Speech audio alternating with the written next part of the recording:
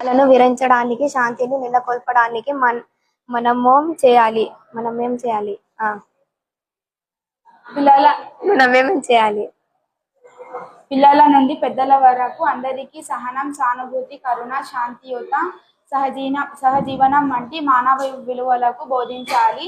విభిన్న సంస్కృతులు విభిన్న సంస్కృతులు మతాల గురించి అవగాహన కల్పించాలి. యుద్ధాల దుష్ప్రభావాల గురించి వివరించాలి. దేశాల మధ్య విభేదాలను పరిష్కరించడం శాంతియుతంగా పరిష్కరించడం ద్వారా దౌత్య ప్రయత్నాలు పెంచాలి. అంతర్జాతీయ సంస్థల ద్వారా శాంతి ఒప్పందాలను కుదుర్చుకోవాలి. దేశాల మధ్య ఆర్థిక సహకారాన్ని పెంచడం ద్వారా ఆధారపడటం పెరుగుతుంది.